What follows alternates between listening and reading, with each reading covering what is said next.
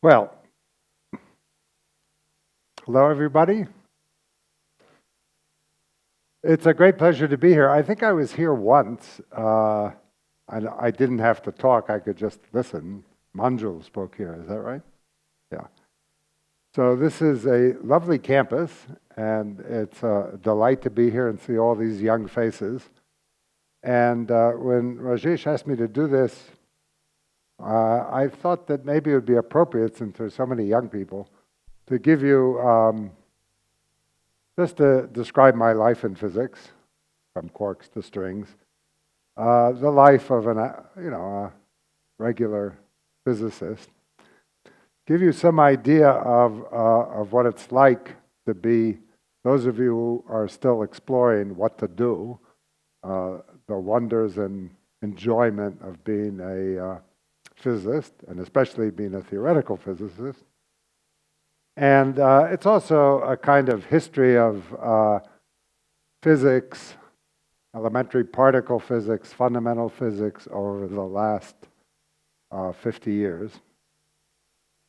And so that's the idea. And I gather that after this talk, there'll be time for questions, and I look forward to answering your questions when I'm finished.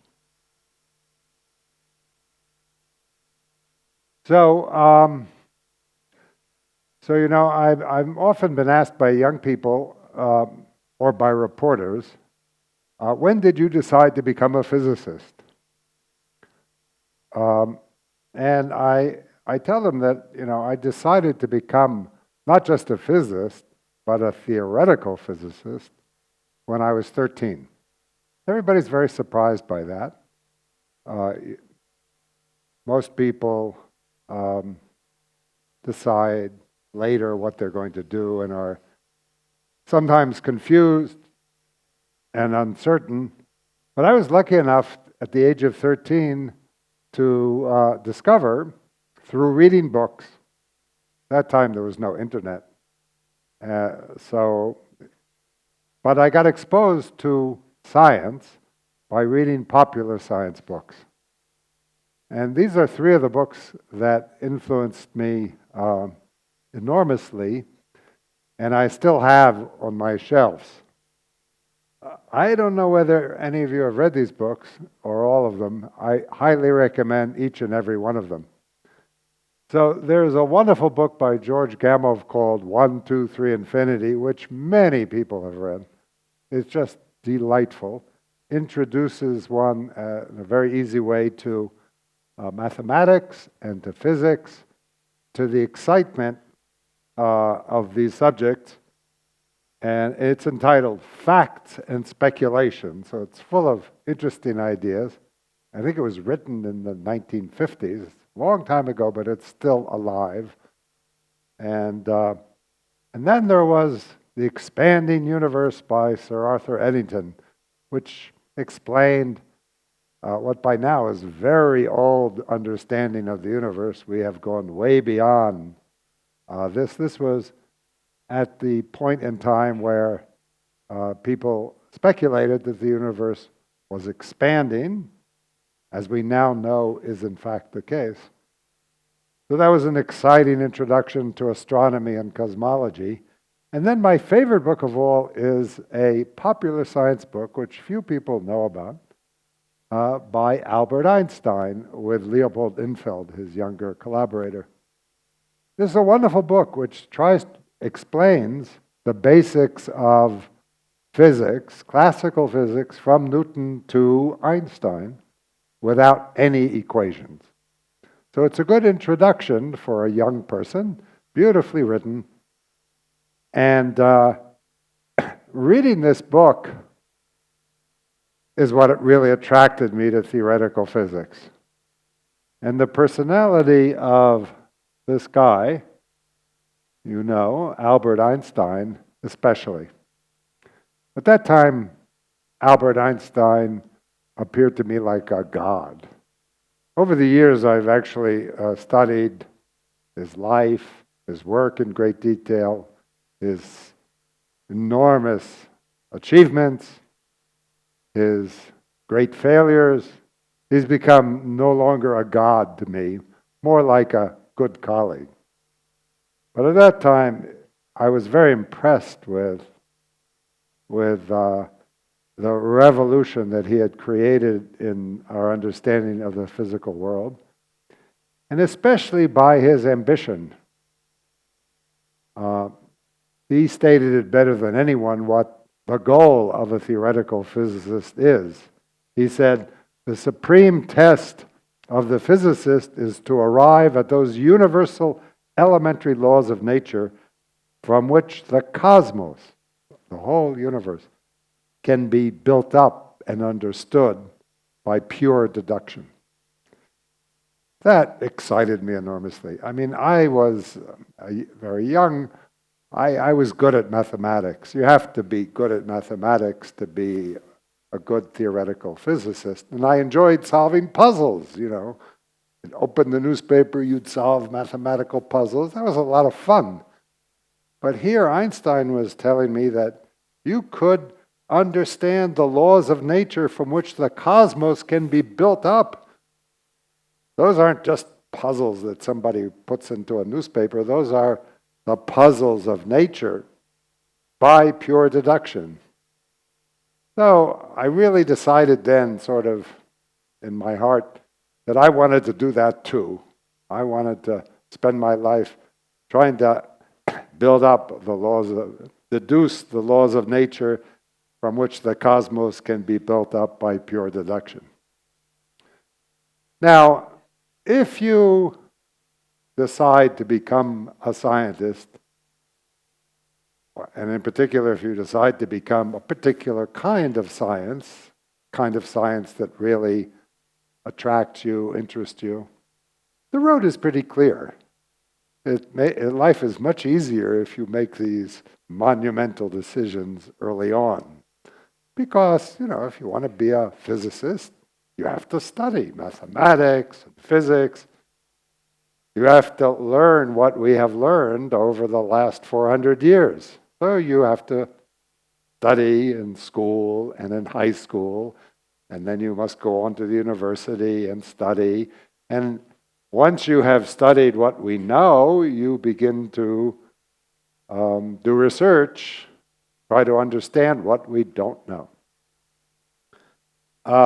And since I wanted to understand the elementary laws of nature following Einstein, I was attracted, not at the age of 13, but somewhat later when I began to understand what that might mean, to what is called elementary particle physics. The discovery and the understanding of the basic building blocks of matter, the constituents of matter, what makes up matter, and more importantly, the forces that act on these constituents so that they form the structures we see around us, the objects, the atoms, molecules, people, tables, stars. So that was the goal.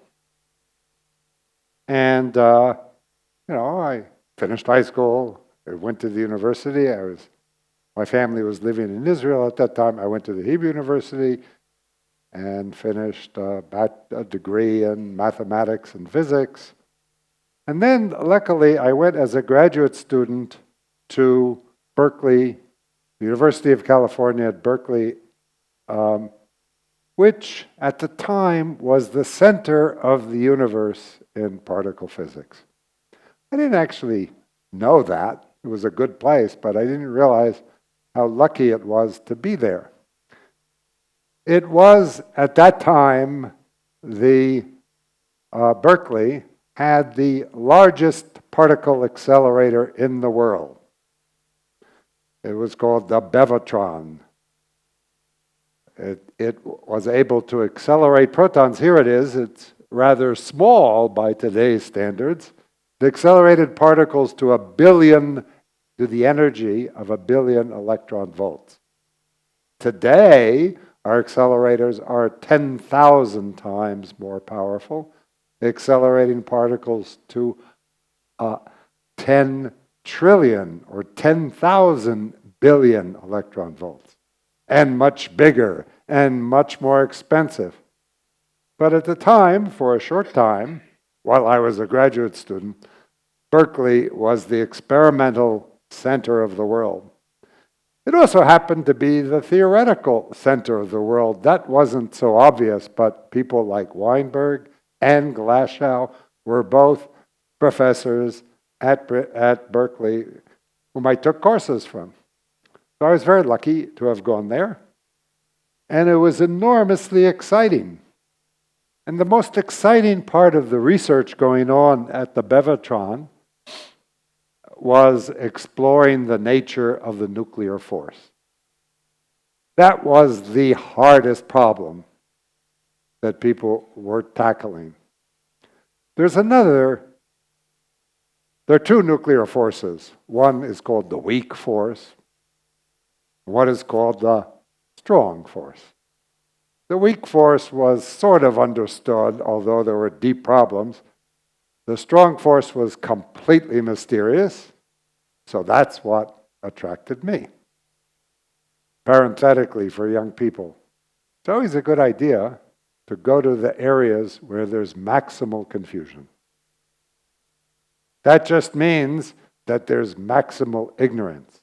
That just means that there's maximum number of potential discoveries that you might make. Many people do the opposite. This area is so complicated. Nobody understands anything. Why should I go into it? I want to go into an area where everything is understood and easy to explain and easy to learn. Big mistake.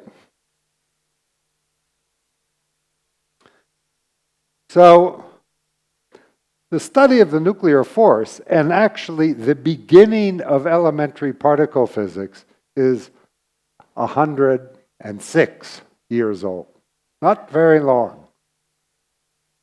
The lifespan almost of people today. It really started, I believe, with Rutherford's discovery of the nucleus, 1911. Ernest Rutherford, who won a Nobel Prize in chemistry for the discovery of his work on radioactivity,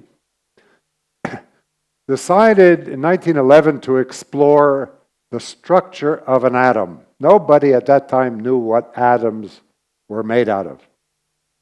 They knew there were electrons, which had been discovered by J.J. Thomson the end of the 19th century, inside the atom, but they knew nothing else, really. They knew that matter seemed to be made of atoms, but they didn't know what atoms were at all. They were just small objects, and you would make chemicals out of atoms, and that's about it. Rutherford decided to look inside the atom, but he couldn't look inside the atom with his eyes or with the best microscopes. We still cannot. We're getting to the verge where we can sort of look directly inside an atom. But he just invented a new method for looking inside the atom.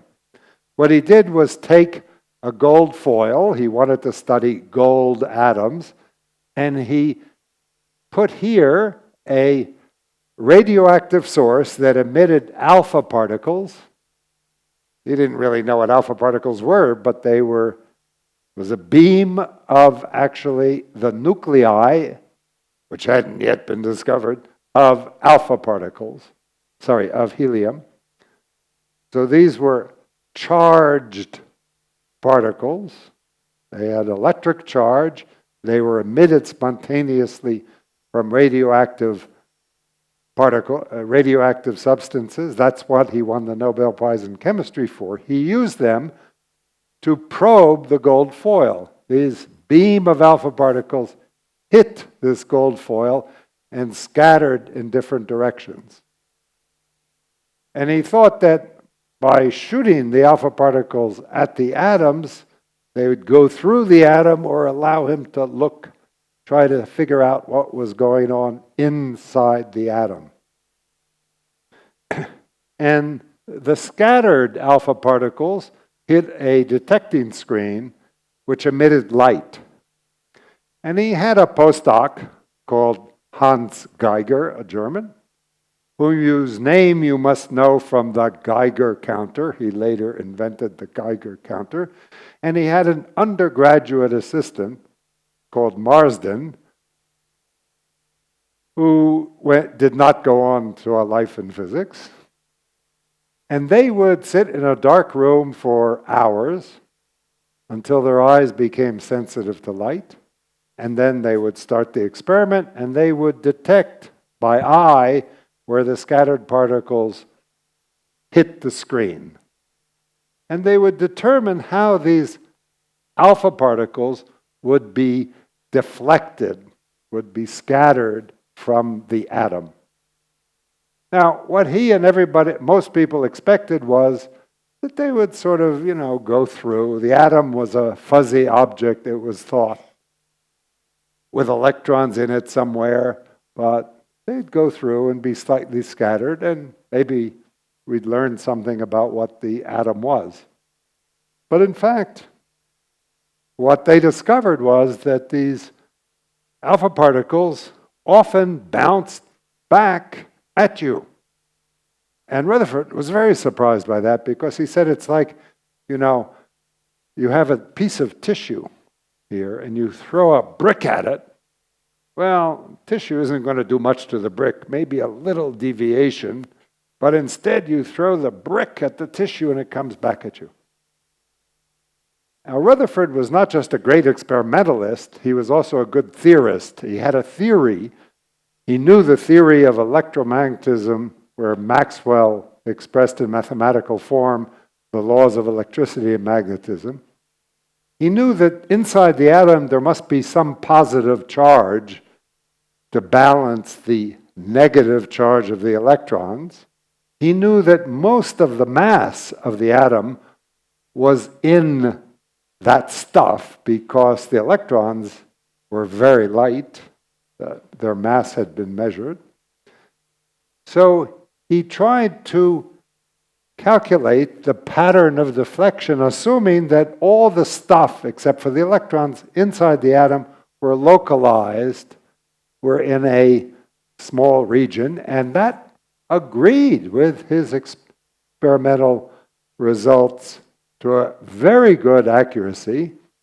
If you assumed that the nucleus, where all the positive stuff was localized, was very small. In fact, so small he couldn't even measure it. He just said it had to be less than 1 part in 100,000 of the size of the atom. In other words, he discovered the nucleus of atoms.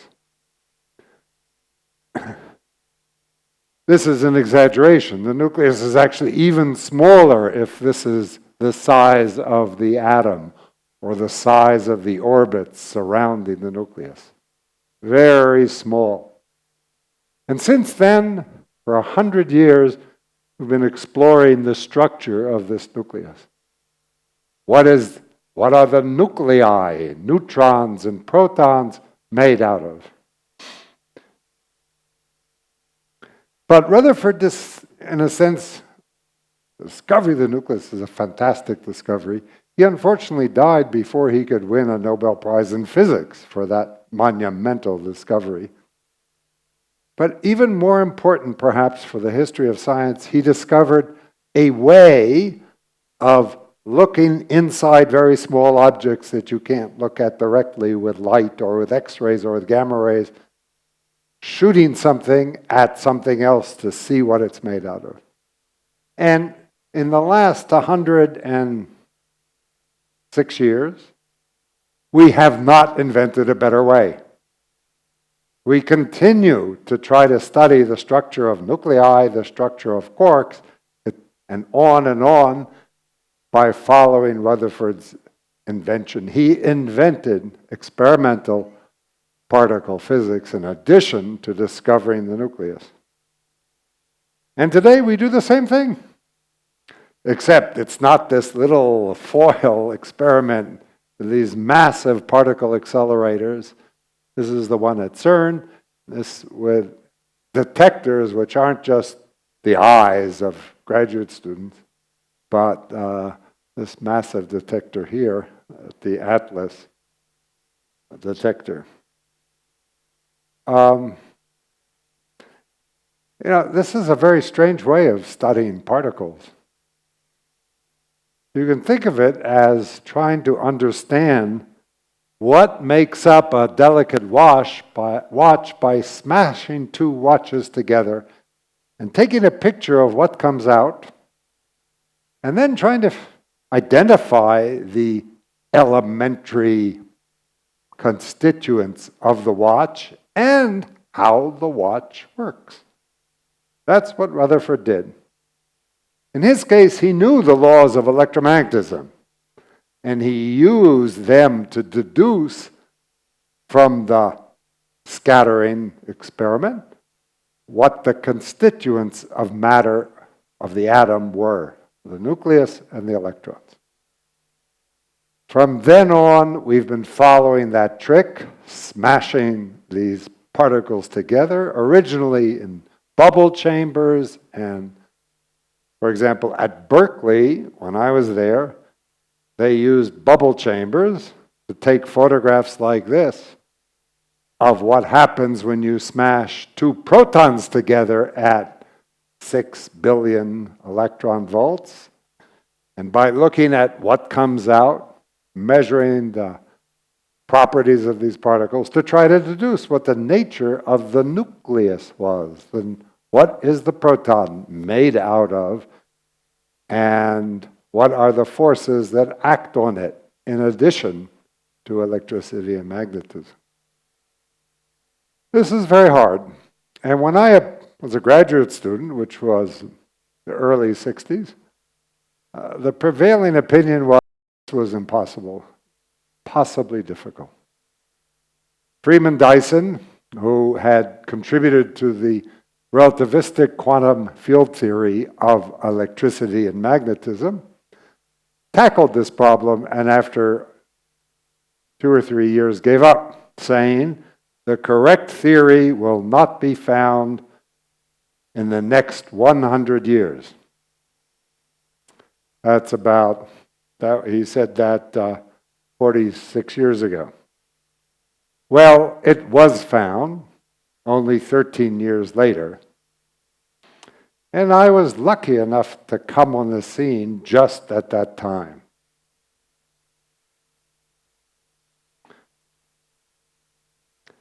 And what people were doing were the same old trick, smashing protons at protons, except that the pictures at higher and higher energy, you begin to produce many, many more particles. Here is a modern picture of a high energy collision of two protons with dozens and dozens of particles coming out. You have to take these pictures, thousands, millions of such pictures, and try to figure out what the proton is made out of. This is my favorite complicated picture. It's a collision of two gold nuclei at the RHIC, Relativistic High Energy Collider, where people are trying to study something called the quark law in plasma. It's a fascinating subject, but here there are literally thousands of particles coming out of the collision of two of these watches. It is truly amazing what my experimental colleagues have been able to do, analyzing pictures like this and teaching us about the subatomic physics and testing our theories. Well, when I came to Berkeley, it was very exciting because at the Bevatron, people were colliding these protons at the highest energies then and discovering lots of new particles. So as a student, this was very exciting. You'd walk down the halls and you'd hear that, somebody discovered yet another particle. These particles were very unstable, very radioactive. You'd produce them and they'd decay within millionths of a second, yet the experimentalists are clever enough to take those pictures and know what happened before the particles disappear. This is a kind of timeline of the discovery of particles, elementary particles. The first was the electron, J.J. Thomson, the end of the 19th century. And then it really was another almost 20 years before the proton, one of the fundamental elementary particles in the nucleus, protons and neutrons, the nucleus of hydrogen, the simplest atom, was truly identified and as an elementary particle. And then another, 12 years before its partner, the neutron, a neutral nucleon inside the nucleus, was finally discovered, although its existence was predicted and expected by theorists. The nuclei of all atoms on Earth are made out of neutrons and protons.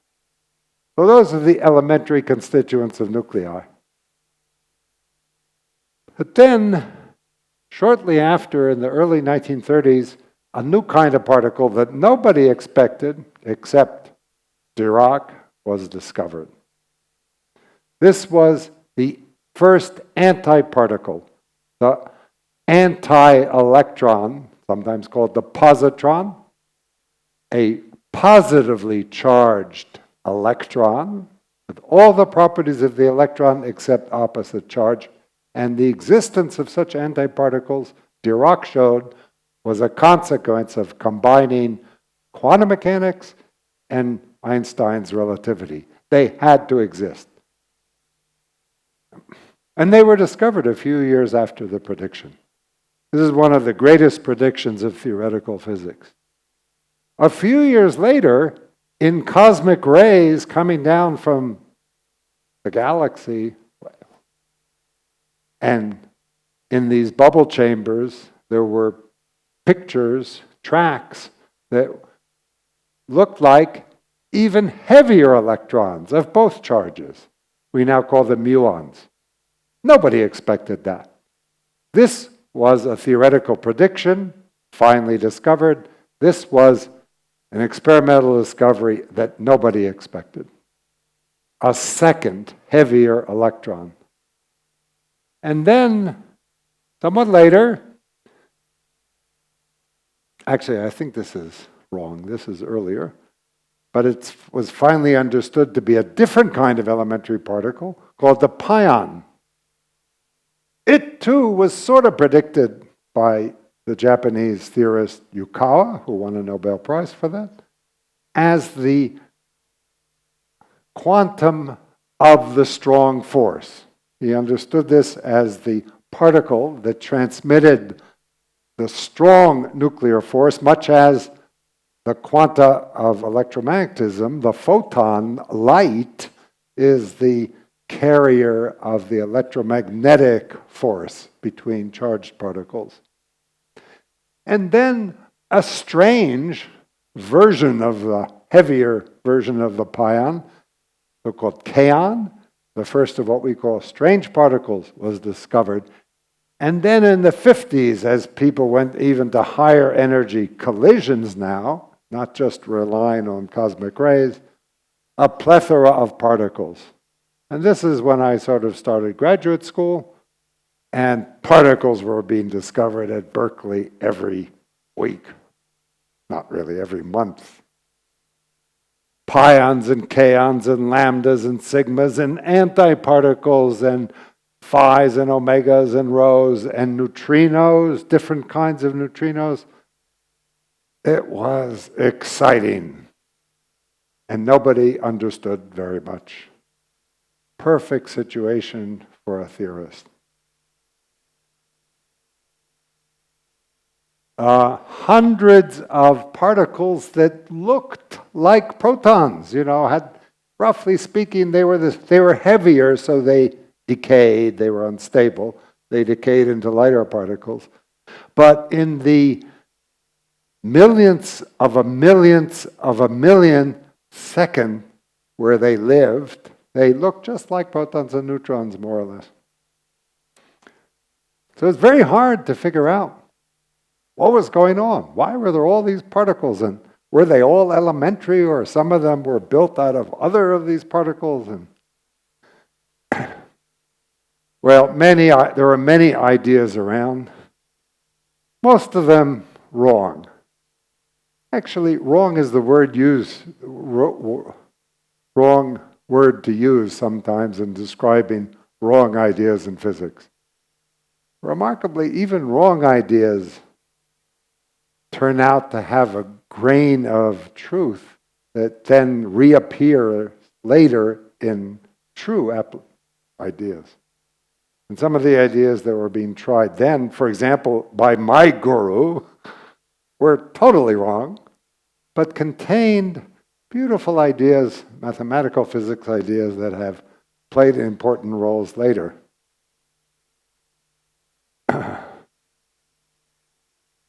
By the end of the 1960s, however, there wasn't really any deep understanding of any of this, but by focusing on the patterns of the particles that were discovered, their quantum numbers, their charge, their spin, their so on, their symmetries, approximate symmetries that allowed you to organize these patterns, one could summarize the understanding by saying that it appeared that protons and all these other particles looked like they were made out of even more elementary constituents called quarks. And what are quarks? Well, they were constituents of the proton and the neutron and these other particles, and that no one had ever seen. One of their strange properties had to be that they had fractional electric charge. All the particles that were seen, by the way, had integer multiples of the electron charge. The proton charge 1, positive charge, equal in magnitude to the charge of the electron. The neutron is neutral. The pion is +1 or -1 or 0. All the particles ever observed, even today, always have an integer, 1, 2, 3, 4 times the electric charge of the electron. But quarks had to have fractional charge. That made people very suspicious. And there had to be 3 kinds of quarks to make up the proton and the neutron. 2 kinds, but 3 quarks. So the proton was supposedly going to be made up out of 2 up quarks and a down quark. So we now call them flavors of quarks. This one had charge 2/3 up, 2/3 plus 2/3, and the down quark had charge -1/3. So 2/3 plus 2/3 minus 1/3 is 1. The neutron, well, you change one of the up quarks to a down quark, then it's 2/3 minus 1/3 minus 1/3, which adds up to 0. These are only 2 of the many particles that one knew about, and this assignment worked for all of them. So strangely enough, the idea was that proton was not an elementary particle. It was composite. It was made up out of 3 quarks. But then people tried to understand, well, what holds them together? And it didn't make any sense, even without understanding deeply what might hold them together, unless you also assumed that each of these quarks, the up quark and the down quark, and then another quark, which was so weird that it was called the strange quark, which could explain particles like the kaon or the sigma lambda part. You needed 3 quarks. But each of these quarks had to come with 3 different labels, which we now call colors, red, blue, and green, say. So this was getting pretty preposterous. No one had ever seen a quark, and they had a fractional charge, and there had to be 3 colors. But if you assumed all of that, then you could explain the pattern of these particles that had been experimentally discovered. So the proton would be made out of a red and white up quark and a blue down quark. And there's a remarkable property of sort of symmetry groups that organize these patterns, that when you add together 3 colors like this, you get white. You get no color. And that was sort of, particles with no color were the ones that happened to agree with what was observed. The pion, for example, is a so-called meson, would be made up not of 3 quarks, but of a quark and an antiquark.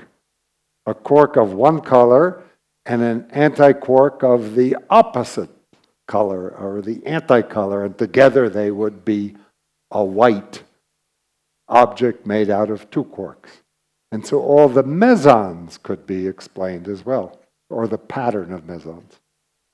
So one had so-called fermions, particles of half-integer spin, like protons and neutrons and so on, made out of 3 quarks, and mesons made out of quark-antiquarks. So a lot of the symmetry patterns were understood, and it looked like things were made out of quarks, but there was one big problem.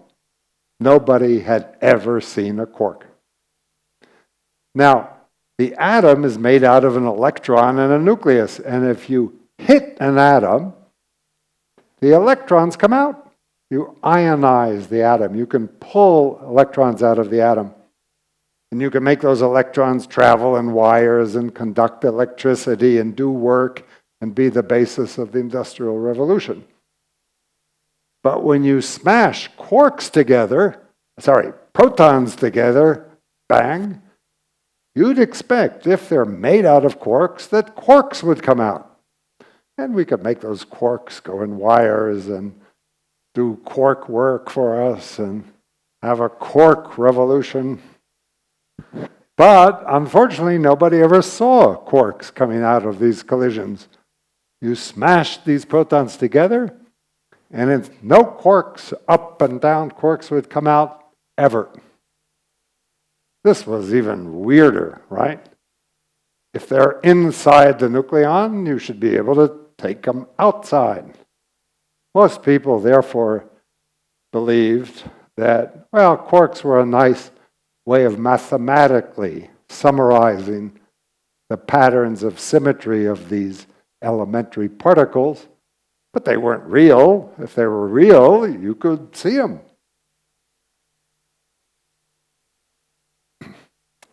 So this essentially was what set my direction towards the end of the 1960s, when experimentally there appeared more evidence, that the proton is made up, really, of physical quarks, not just mathematical objects.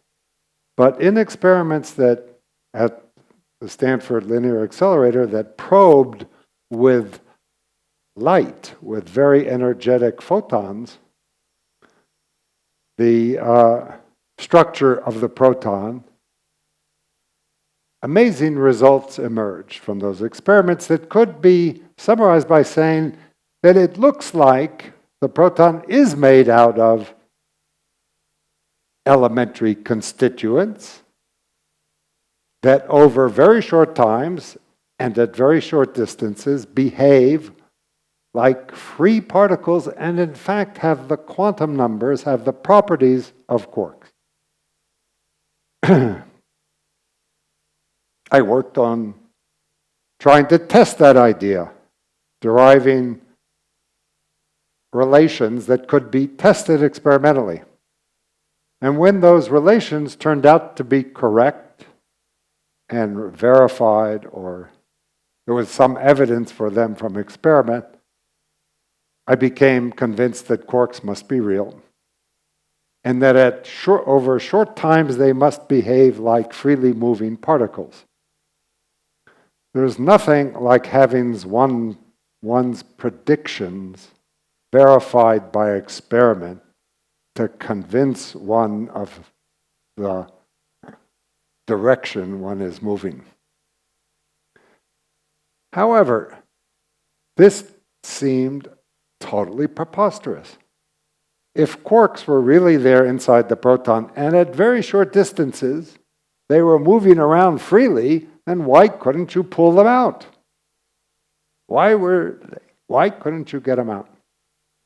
And what possible theory could explain why they were almost freely moving?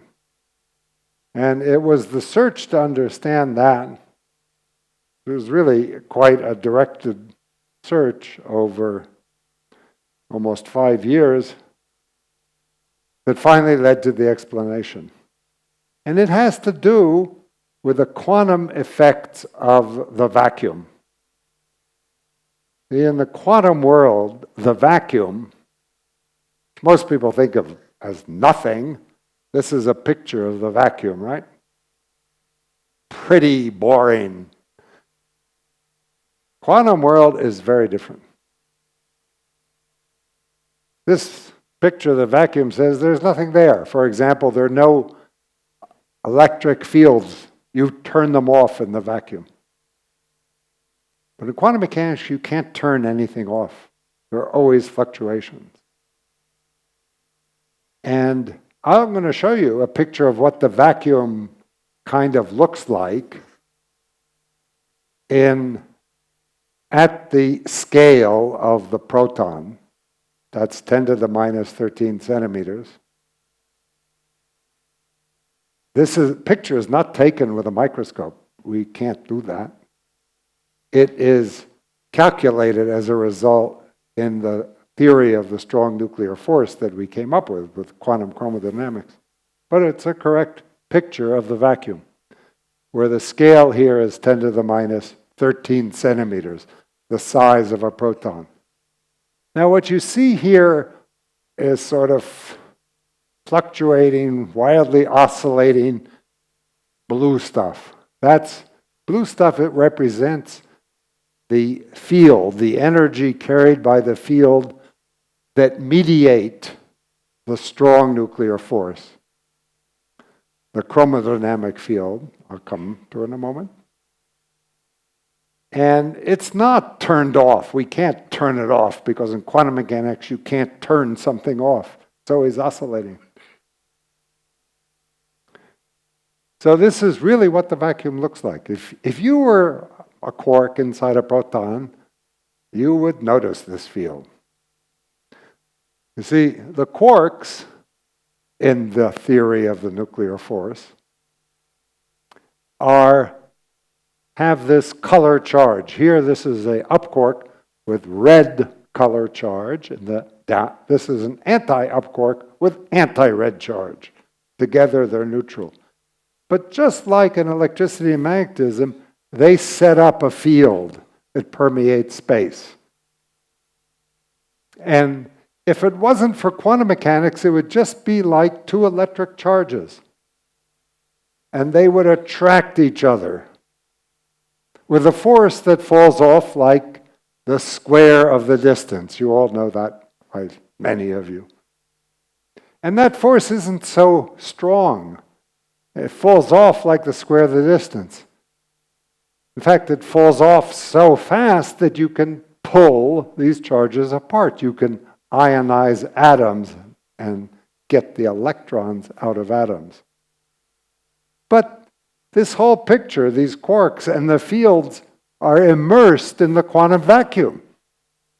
And the quantum vacuum, it turns out, squeezes those lines of flux of the electric field, the chromodynamic field, to a tube. The vacuum would like to get rid of this field completely. But it can't because this quark sources the field. The anti-quark is the sink for the field. but it squeezes it down. And that changes the nature of the force in a dramatic way between the quark and the antiquark. Instead of falling off as you pull the quarks apart, it doesn't fall off at all. It remains constant. And if you're trying to overcome a constant force, you have to do work. And if you want to pull them apart, you have to do an infinite amount of work to pull them very far apart. That's why you can't pull the quarks out of the nucleus.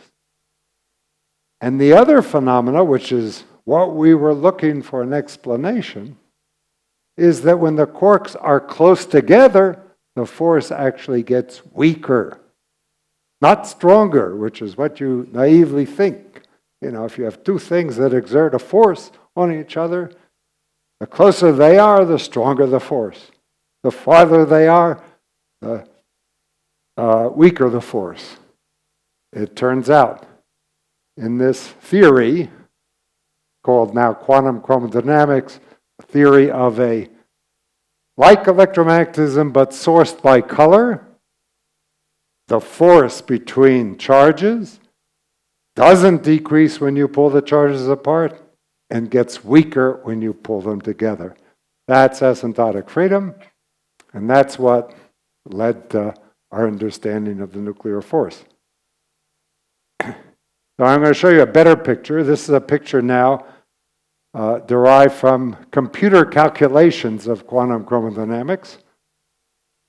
This is a quark and an antiquark being pulled apart. And these lines are these flux lines. And you see that as you pull the quarks apart, you get a flux tube, we call it. The lines don't spread out as they do in electromagnetism. Looks like a fat string, right? In fact, that's how string theory began, trying to understand the properties of strongly interacting quarks, which are kind of connected by a fat string, the origin of string theory. So this is the phenomenon of asymptotic freedom. Now, a bit about personal history. When you discover something like this, boy, is it exciting. It answers not just the question that you were trying to answer, why does the force between the quarks get so weak when they're close together? But it also provides an explanation why you can't pull the quarks apart, called confinement. Why are quarks always confined? But fantastic. And then, by the way, it was easy for us to write down the theory. It was almost, a lot was known. This was the missing ingredient you could write down. But then, it's scary. Is this right? It's beautiful. Could explain the phenomena we were trying to explain. But in science, especially in physics, the only test of a theory is to use it to make predictions of phenomena that hadn't yet been observed. It's always easy to explain something that you know is true, and then confront nature, the ultimate judge, with the predictions. And in this case, I must say it took a long time, because although theory was so beautiful, almost everything we knew about strongly interacting particles fit into the theory. The few puzzles and paradoxes could be resolved with some effort. But experiment took a long time. This is 16 years after the theory was proposed. The essential prediction of QCD, of quantum chromodynamics, is that the force, this is a measure of the force between quarks, gets weaker and weaker when you increase the energy, the relative energy of the quarks, or when you go to shorter distances. So the this is how it should decrease with energy.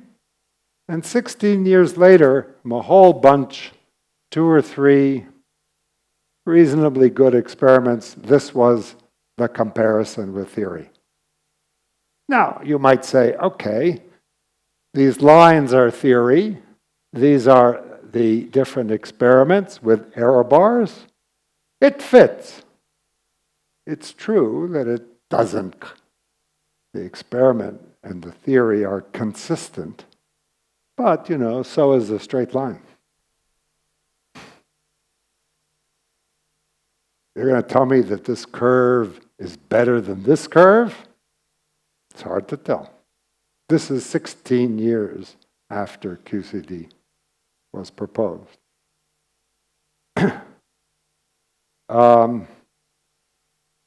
Today, or actually, what is it now, 8 years ago, so this was 27 plus 9, right? 36 years after the theory was proposed. We have, sorry, I'm going in the wrong direction. What's going on here? Yeah. We have many more experiments with much better accuracy. Error bars are very small. The theory is also, people can now calculate better and better. This is theory. This is experiment. We now have a level of accuracy which is better than 1%.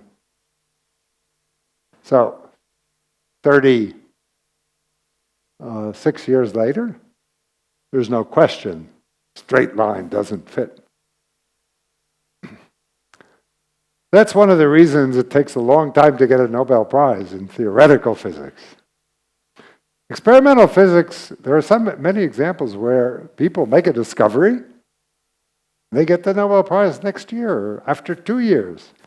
If you discover something in physics that's surprising and wonderful and new, well, it's right there. It might be wrong. You might have made a mistake. But many people try to reproduce your experiment and show that you're wrong. And if they don't succeed, you're right. You have many confirmations.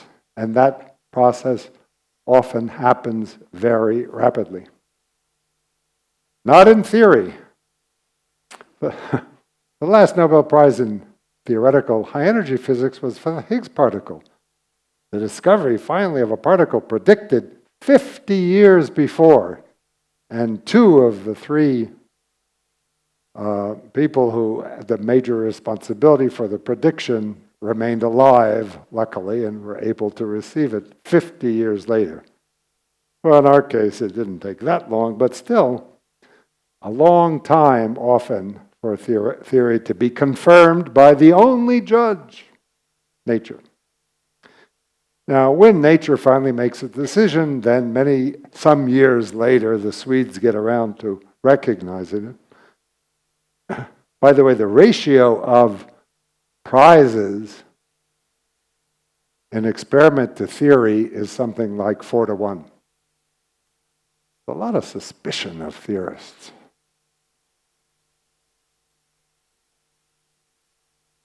So, you get to go to Stockholm. Now, I want to show you something interesting.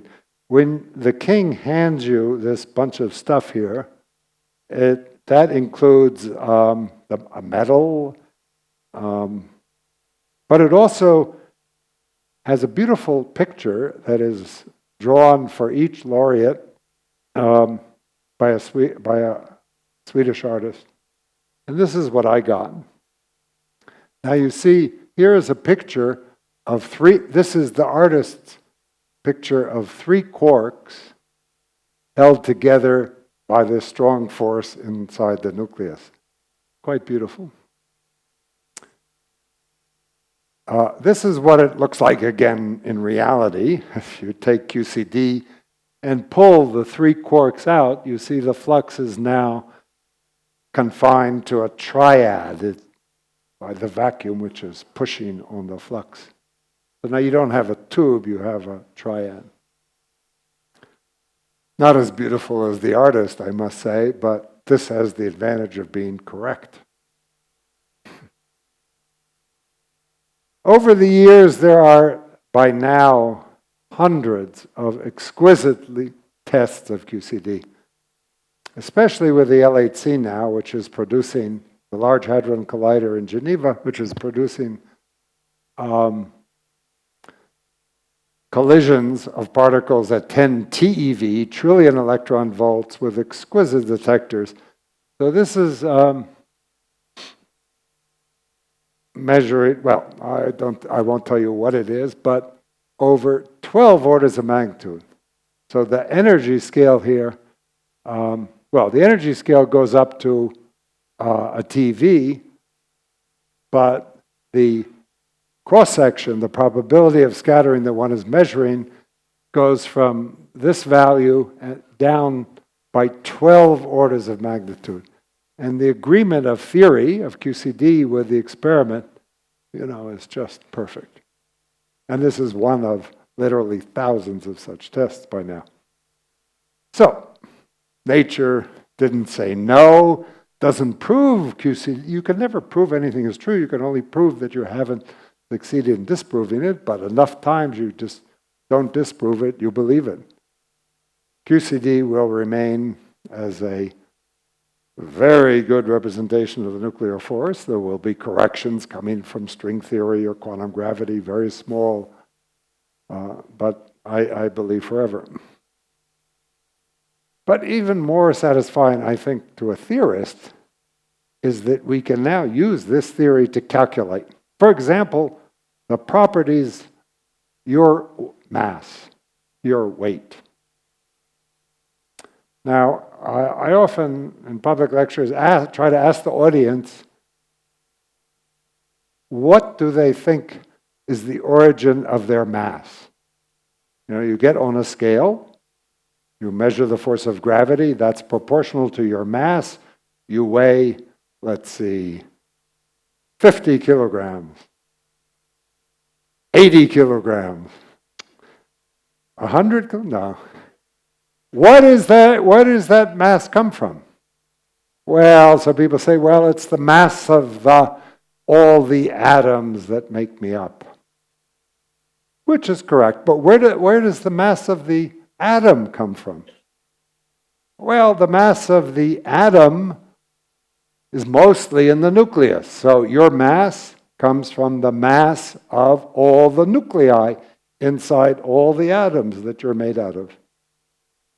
But where does the mass of the nuclei come from? Well, the nucleus is made of neutrons and protons, so it comes from the mass of the proton and the mass of the neutron, which are about the same. Finally, where does the mass of the proton come from? Well, you just told me that the proton is made out of quarks, so it comes from the mass of the proton. And then I say, wrong. Quarks weigh almost nothing. And in the theoretical world, we often turn off their mass. You can do that. Theorists can do that. If you do that, your mass isn't going to change by very much. You might lose a few kilos, but not by much. Your mass does not come from the mass of the quarks. So where does it come from? It comes from this confinement, from this basic feature of QCD, whereby when you start pulling the quarks apart, they exhibit this force that holds them together. So you can think of the proton as kind of a bag, a region of space, and the quarks are moving around, first approximation, freely. That's asymptotic freedom, in this region. And the size of this region is determined by the point, the distance where the force becomes strong enough so that they get pulled back. Now the quarks are moving around, so they have kinetic energy. Right? Just like when you're moving, you have a lot of energy coming from your motion. Non-relativistically, mass times the velocity squared divided by 2. That's why a moving car hitting a wall, you know, the damage done increases like the velocity squared. So the quarks have all this energy because of their motion. They sort of move almost with the speed of light. And then the force gets to be big because they're pulled to the other quarks, come back, but they're moving around. That's a lot of kinetic energy.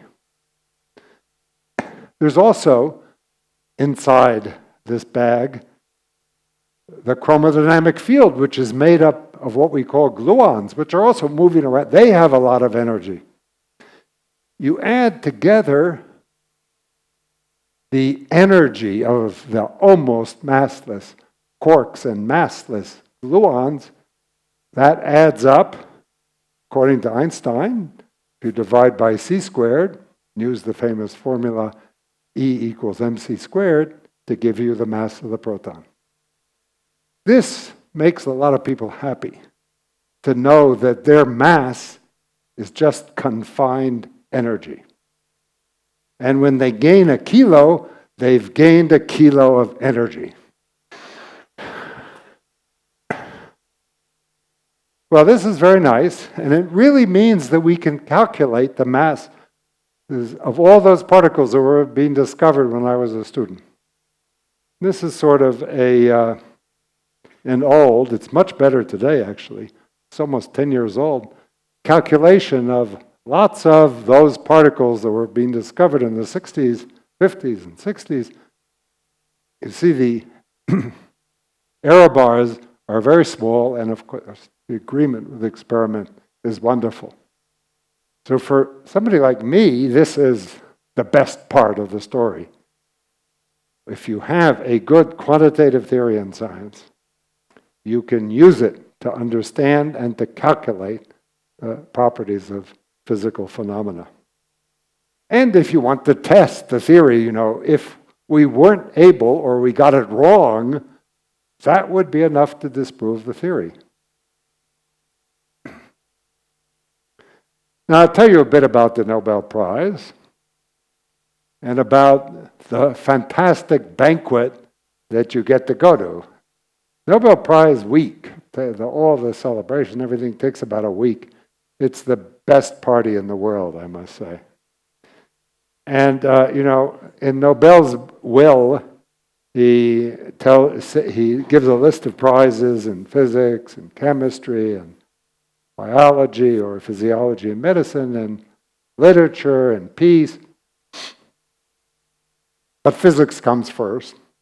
So therefore, as I was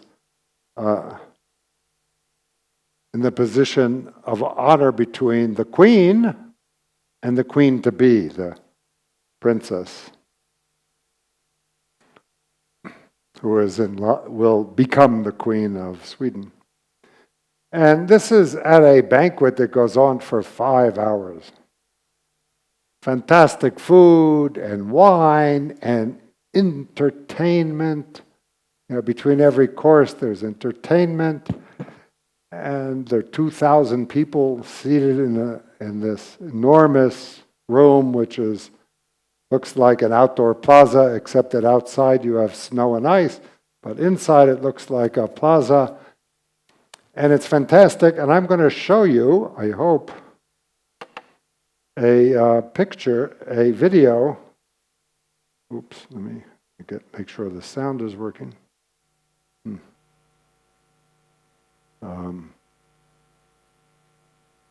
I can't, just should be adjustable. Okay, let's assume it works. Yeah. A video of 24 hours of this banquet. So they'll start off with an empty, enormous hall, and you'll see them setting up the banquet. 90% of the video is preparing, much like life.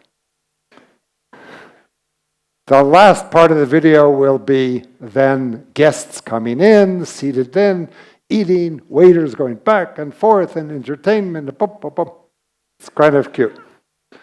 So here we go. Okay, this is the hall. See, it's quite enormous. It's not outside, it's inside. And this is the staircase. So towards the end of the movie, everybody, the king and then a whole entourage will come down here and sit here, and at the end, when they all leave, they'll go out here. Okay. And here we go. Oops. No, it didn't work. The sound is, for some reason, not working.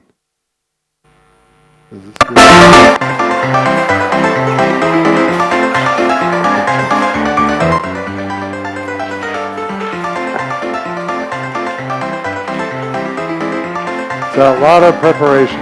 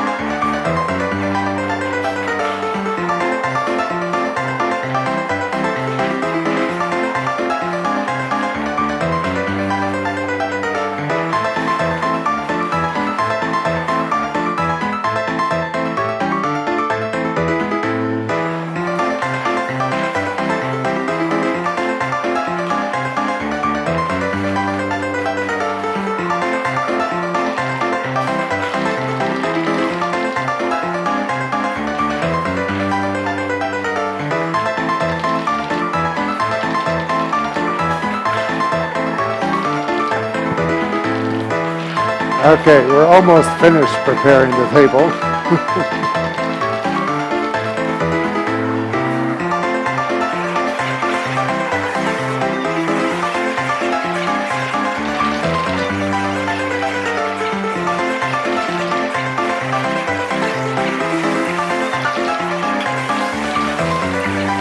This is the entertainment.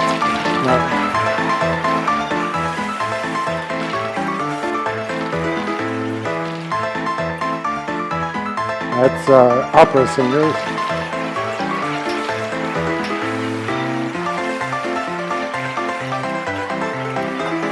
This is where the king and queen are.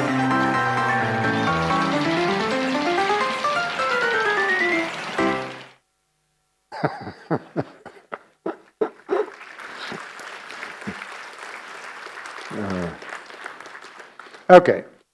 So the theory of the strong nuclear force and the theory of the weak nuclear force and the theory of electromagnetism, which were all sort of essentially finished in the middle 70s, formed the basis of what's called really should be called the standard theory of elementary particles. So in addition to a list of the quarks, electrons and neutrinos, leptons that make up matter, it's a theory of the forces that act on quarks and leptons, electromagnetism, and these two nuclear forces, one of which the weak haven't discussed, and an element added on to explain the properties of the weak force, the Higgs field. The final confirmation of the simplest version of the Higgs field was only discovered a few years ago. So this is where we sort of are in our tested and verified and true theory of elementary particles. This is an amazing theory. Culmination, if you want, of thousands, since Democritus, of understanding what matter is made up and what the forces of nature are. And, you can put the equations of this theory on a t-shirt. It's a little generalization of Maxwell's equations, which are contained here as well. And you could write it in simpler form. You could also write it in more complicated form. And in principle, graduate students like my student Rajesh learned this already as textbook material as a graduate student. And he knows how, in principle, to take these equations and calculate just about anything we've ever measured in the laboratory, and which we continue to measure thousands of experiments at the LHC and elsewhere with extraordinary precision. This theory really works and is the most powerful theory we have, summarizing especially the last 100 years of elementary particle physics, theoretical physics. Unbelievably successful. However, of course, what's really interesting for a working physicist is what this theory doesn't answer, the open questions, and there are many, and they're wonderful. And they're being explored at Rutherford's successor, the Large Hadron Collider, with these enormous detectors and accelerators. I'll just show you a little story about the last chink of evidence for the Standard Model, the Higgs particle. So the LHC started taking data about 6 years ago, 7 years ago now, I guess. And this is a visualization of one of the first events in CMS, one of the detectors, produce a whole host of particles, the way that I described, and then you look at them, look at these pictures. My experimental friends looked at these pictures and try to figure out, is there some evidence for this particle, the Higgs particle, that had been proposed 48 years earlier, 49 years earlier. And, well, evidence accumulated. 2 years later, on July 4th, they announced the discovery of this Higgs particle. There's the discovery. A little bump. Now, that could be an accident, an error. Takes a lot of courage, analysis to deduce that, this bump really means. So they waited until they were sure with great confidence. Now it's no question about it. Even then, there was no question about it. And so these guys, 50 years later, won the Nobel Prize the next year.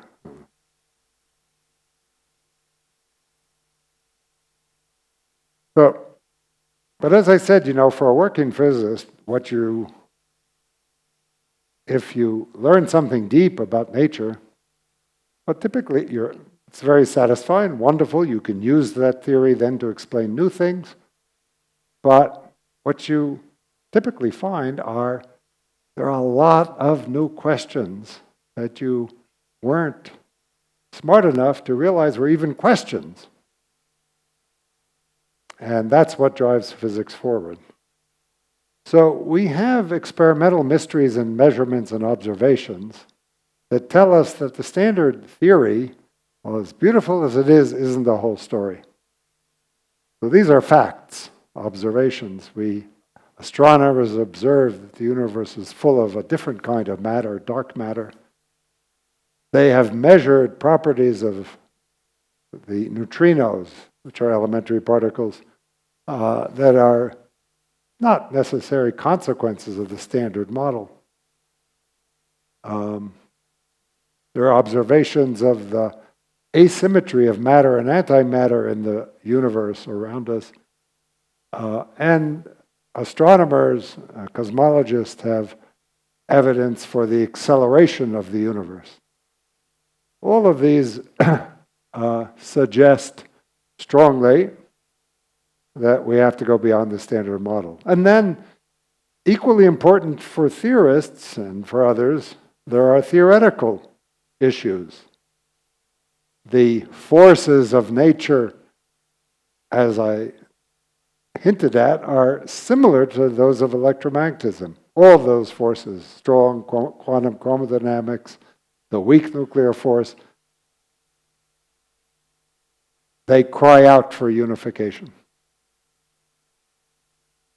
There's a mystery of scales. The scale, the typical energy scale of the weak force and the gravitational force. They're all the properties of matter that we must measure and can't explain or calculate. the masses of the quarks and leptons. They're mixings, three families. And then there are the issues of inflation and cosmology and quantum cosmology.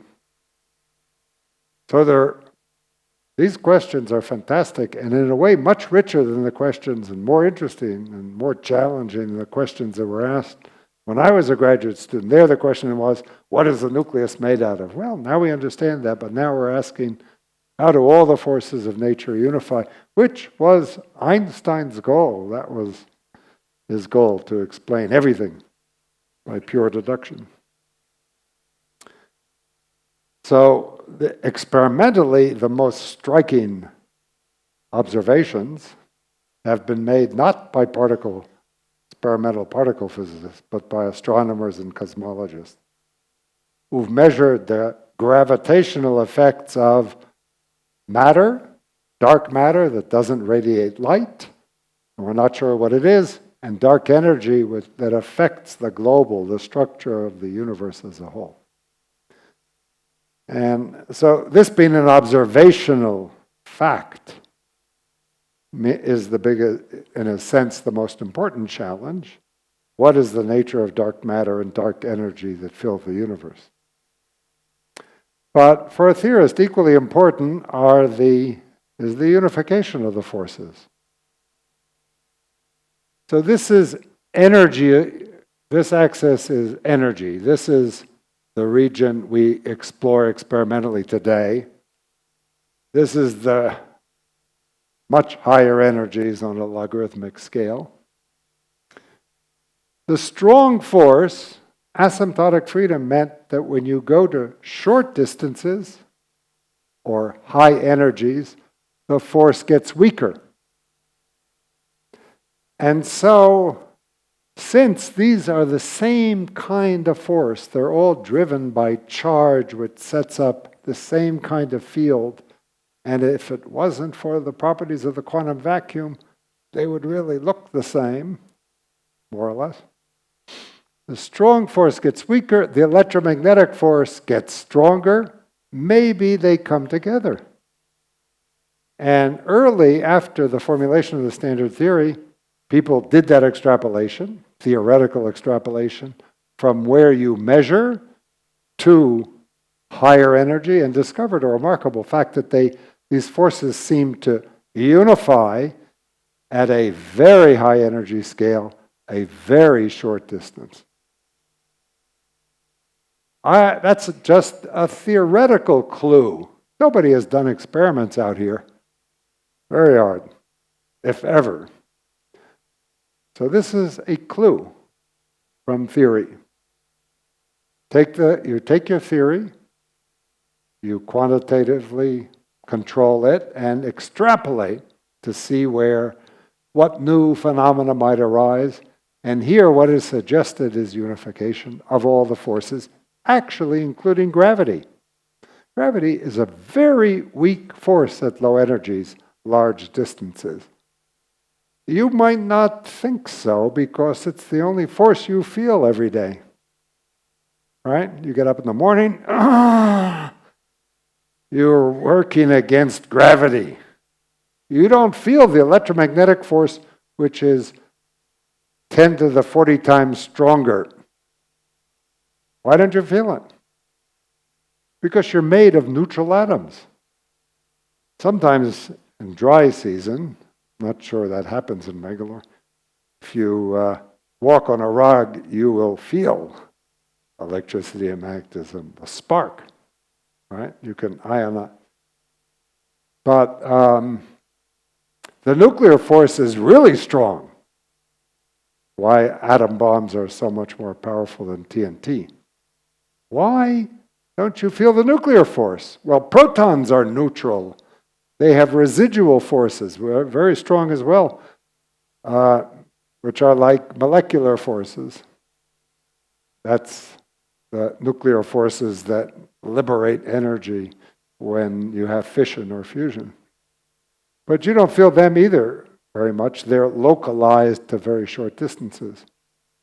You don't feel the weak nuclear force, which is strong as well, but it's also localized to short distance. The only force you feel really is gravity, which falls off only like inverse square of the distance. And the reason you feel gravity only is because we are being pulled by the Earth, by every atom in the Earth. Gravity is universal. There's no anti-gravitational charge. The gravitational charge is mass or energy. There's no anti-gravity. There's no neutral object. There's no shielding. You are being pulled by 10 to the 52 atoms in the Earth. Out in space, two astronauts attract each other. But believe me, they would not feel that attraction. It's much too weak. But the source of gravity is mass, or energy, E equals mc squared. So when you go up in energy, the force gets stronger. And remarkably, at the same point where the other forces seem to come together, more or less, gravity becomes equally strong, suggesting a unification of all the forces, including gravity, Einstein's dream. So no wonder this clue is just a clue. Like many other theoretical clues, it could be a coincidence. Some people say so. Some people are willing to ignore this clue because they have some other ideas that contradict it. But many of us, certainly I have taken this clue very seriously for the last 40 years. And it has driven our field. We're driven to, as theorists, to try to construct a theory of unified forces, of the atomic, subatomic, subnuclear forces, and gravity, of which we know a good theory, a good classical theory, Einstein's theory, one of whose predictions that if you have something going on, mass moving around, it will create ripples in space-time, gravitational waves, was confirmed this year, 100 years later, by the observation of LIGO of gravitational waves. So those theoretical speculations have led in many directions. Many have really failed early on. The one general direction, not a theory, but an idea, is called superstring theory. One way of thinking of it is that instead of having elementary particles, which different elementary particles, each separate particle, that all particles might be viewable as vibrations of a single superstring, a single extended object that vibrates in many different ways. And that is remarkably successful in the sense that one, following the methods of string so-called theory, one can construct consistent quantum mechanical descriptions of the kinds of elementary particles, exactly the kinds of elementary particles, quarks and leptons and photons and gluons that we see in nature. Now, string theory isn't a theory.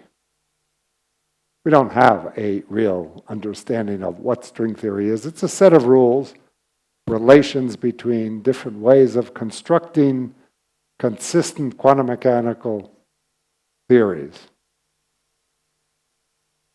And we've even learned that this approach to fundamental physics is actually not different than the approach we use in the Standard Model, where we have elementary particles and fields, so-called quantum field theory.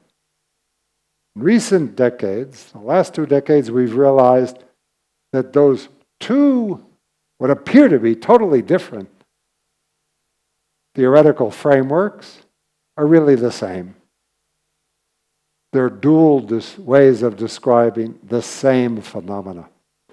That realization has led to enormous progress in both string theory and field theory, and is still in the progress of being explored. String theory has been around, starting with attempts to understand the nuclear force now for almost 50 years. Very old subject. Continually developing, changing, growing, but we're still far from having a theory or a small class of theories that are of the status of theories that you can test. For that, you need a precise theory like the one I showed you on the t-shirt. We can't put string theory on a t-shirt. And if you can't put it on a t-shirt, you can't test it. So we're exploring the framework and looking for the principles that will pick out the right t-shirt. A lot of work to be done for you guys if you want this to go into this field. We might be a third of the way, we might be halfway, who knows? It's hard to predict. But certainly we can't see the peak, the end. But we've learned many things, and I want to just end by focusing on a set of questions that I'm most interested in, that we have to face nowadays, and much of the research is, the theoretical research, is on this set of questions. And they mostly have to do with space-time. String theory from the beginning suggested all sorts of new things about space and time. Space and time are our most basic physical concept. It's just wonderful to see an infant discovering space and time. We all went through that process. We probably don't remember it, but it was probably the most important intellectual journey you've ever taken as a 6-month-old or year-old mind that is developing, hasn't yet really been formed, and as you form it, the baby discovers space and time. What does that mean? I mean, you don't see space and time or feel it. You construct a model of reality in which physical phenomena are embedded in three-dimensional space and phenomena that change in time. And the baby, the infant, needs such a model to understand all these stimuli, to construct a picture of the real world. And it's been very useful to think of everything in terms of space, somewhere, objects, particles being localized in space, fields permeating space, and change taking place in time. It's a good model. But, it's only a mental construct. String theory, at its very beginning, suggested that to be consistent, it better be the case that in certain circumstances, a better construct is a space with extra dimensions, more than visible dimensions. So at every point in space, this point right here, this one, isn't really a point. If I were to look carefully, it would be a interesting, beautiful, compact manifold. That could be the case if this is small enough so I can't see it. And one can then go out and look experimentally for evidence that space has extra dimensions. String theory also suggested that space has quantum dimensions, extra dimensions of a quantum nature, which is what we call supersymmetry. This idea, which helps us solve various theoretical puzzles, has been one of the motivating directions for experimental high-energy physics to answer this question. So far, the answer is no evidence. I still believe the evidence will appear, but I could be wrong. We've learned an enormous amount of information by not finding what we predicted or hoped would appear at a current scale of energies. But finally, and most importantly for string theorists, for those of us playing this speculative game, there's more and more evidence that to truly understand the framework we have for understanding physics, we should probably think of space-time not as fundamental, but rather as an emergent concept. So the human infant constructs this model of space and time, and it works very well.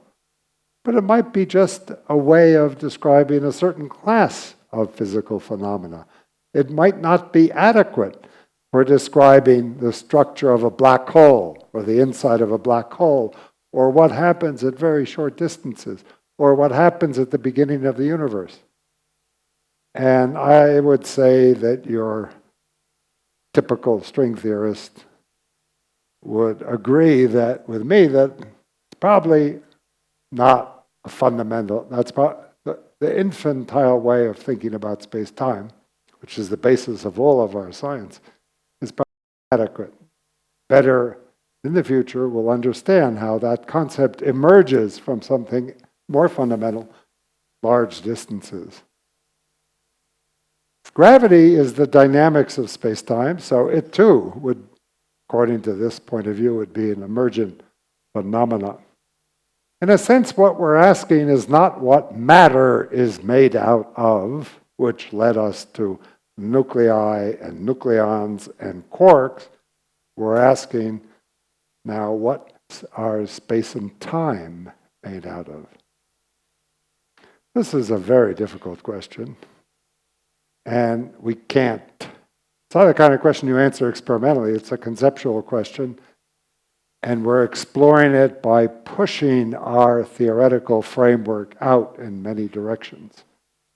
But it's very tricky because, for example, if you do away with space-time, what are the rules of physics?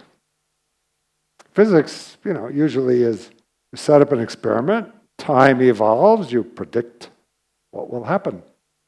But if time is an emergent concept, what are the rules of physics itself? So that's one set of very difficult questions that we're... and then the other has to do with the universe as a whole. So in the 100 years where we've learned so much about matter and the laws of nature, the laws of force, we've also learned an enormous amount about the universe. So much so that today we have a rather complete theory of the universe and its history from somewhere at the Big Bang to now. 13.7 billion years, we understand how from some starting point the universe expanded, and then regions collapsed to form stars and galaxies and structure, and is now expanding slowly. We have an incredible understanding of everything, more or less.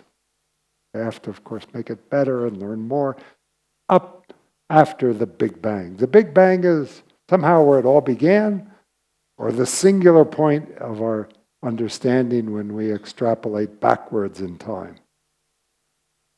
And there, everything breaks down. Our understanding breaks down. It also kind of breaks down at the end as well. We have no idea how the universe is going to end. And there are problems equally significant, I believe, when we extrapolate our current understanding of the universe to the end. The laws of physics, don't care if you reverse the film. You move from the past to the future to the past. The laws of physics don't change.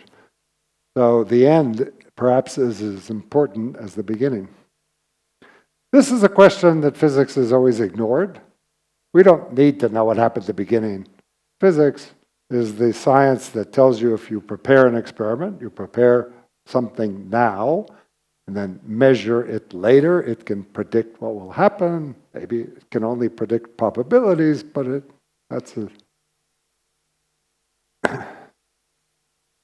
We've always ignored. The only people who've addressed the initial condition of the universe have been religious seers or philosophers. But now it's a scientific question, and the people who want to explain the cosmic microwave background engage in constructing theories that start at extraordinarily early times where our theories all break down. So, how did the universe begin? This is no longer religion or philosophy, this is science. It now is a well-formulated scientific question. I can't imagine a good answer. There are a lot of tentative answers. But we have learned in the history of science that once you ask a question that is well-formulated, about which you have experimental evidence, that it tends to get answered. And so for many of you in the audience, you're young enough, so I would predict with good probability that this question might very well be answered in your lifetime. I hope it's answered in my lifetime. Can we determine the initial condition of the universe? So I think I'm going to end here with the physics, and before we turn to questions, some of which might ask for advice. I'm often asked advice from young people. So, the best answer is, the advice to young people is don't ask for advice. But I'll give it to you anyway. I'm asked often, what qualities do you need to do good science, great science, to win a Nobel Prize? I'm sure you know the answers. Well, you need luck, but you need more than just luck. You need the ability to create luck. And for that, you need to encourage your own curiosity, the driving force of scientific research. You need to be curious. And you need to be passionate. Science is fun. You need to enjoy it. And you need to have the kind of passion that will lead you to persevere, to look at a problem, to work hard, and to just apply all of your talents. And you need to do the hard work. Nothing comes easy in life, especially in science. Science is hard. The hard questions are called hard questions because they're hard. If they were easy, they would have been answered. So you need to foster your curiosity. You need to work in areas that excite your passion. You need to love what you're doing because it's going to be hard. And unless you love the process, you'll get discouraged. Those all can be summarized by follow your heart. It's a good principle in life, period. And finally, take chances. Aim high and be willing to fail. I'm often asked by young people, what do you do when you fail? What do I do when I fail? I pick myself up and go on. If you are scared of failure, you won't take chances, you won't aim high, and then, of course, you'll never do anything great. You have to take chances. You're likely to fail, but if you follow your heart and do what excites your curiosity and what you're passionate about, most of the pleasure will come from the effort. So even if you fail, you'll enjoy the effort, and if you aim high and are lucky, you might succeed. Thank you.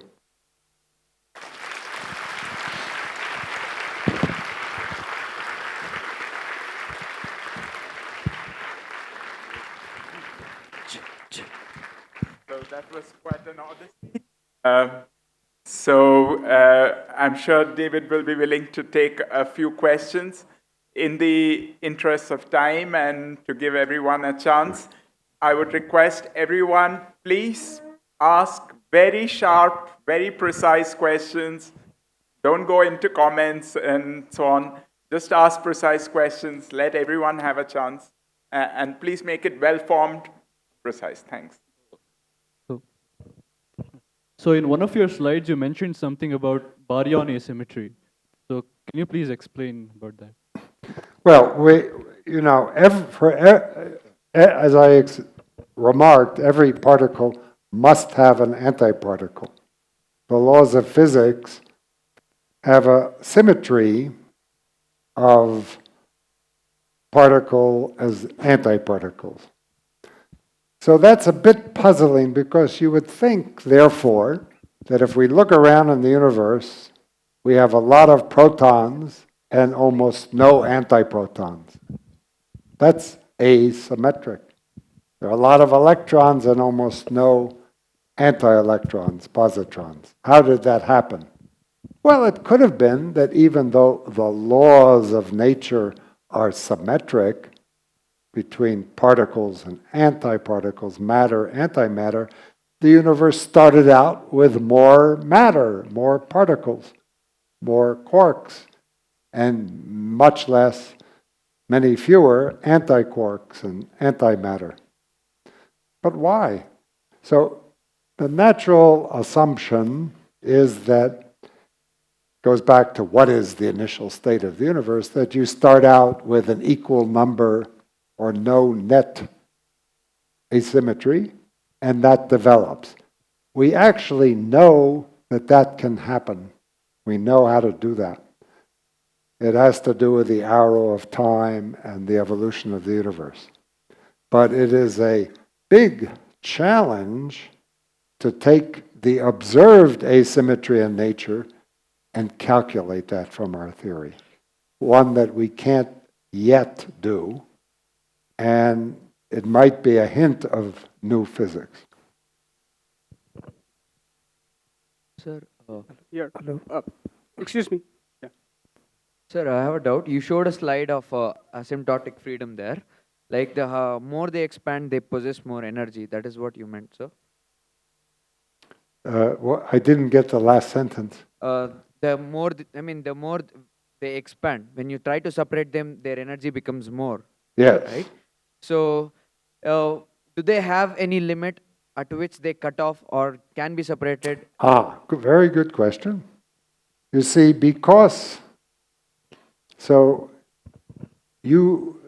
what really happens in the real world is when you pull these quarks apart, at some point the energy becomes so much that there's a significant probability of pulling out of the vacuum a quark and an antiquark.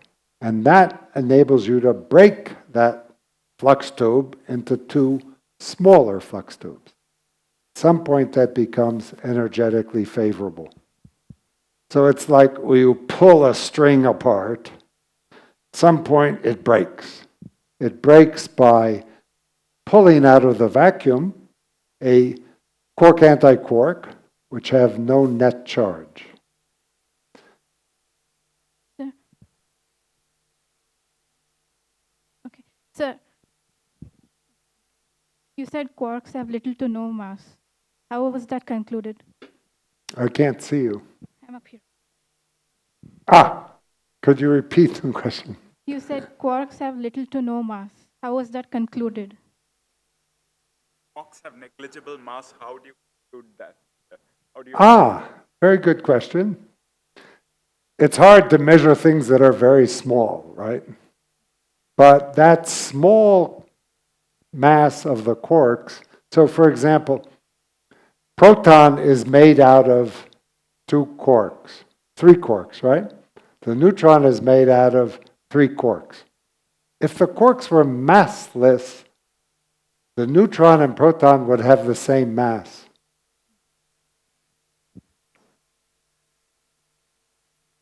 More or less. By measuring, and you can of course do this very precisely, the difference of masses of the proton and the neutron, you can calculate the mass difference of the quarks. That mass difference is about 1 part in 1,000 of the mass of the proton. There are other measurements you can make that depend actually on the mass of the sum of the masses of the quarks. So by doing different experiments on neutrons and protons and pions, you can, using the theory, QCD, calculate the masses of the quarks. And they are of order 1 or 2%, 1% of the mass of the proton and neutron. Thank you. Hello, sir. Excuse me.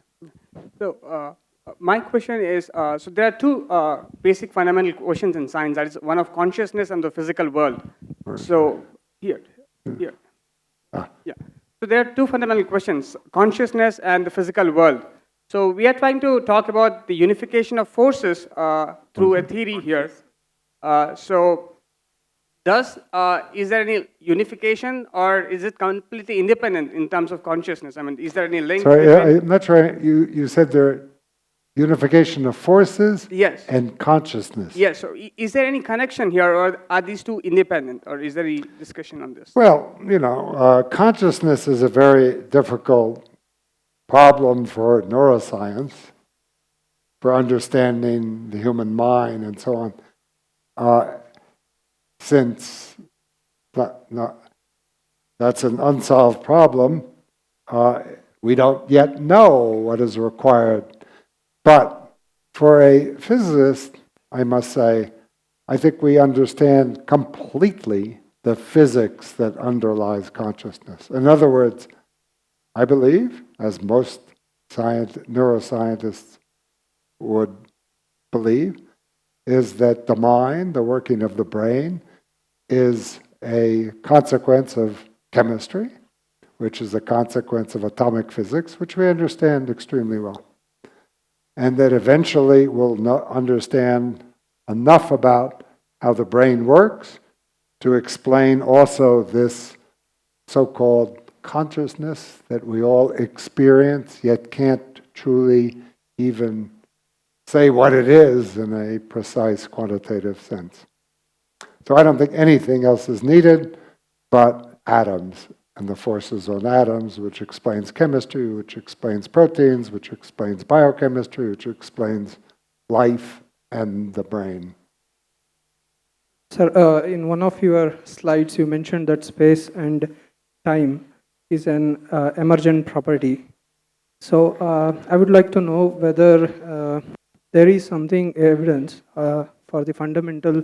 Is there something fundamental than space and time? And do we have some evidence regarding that, at least in terms of theory?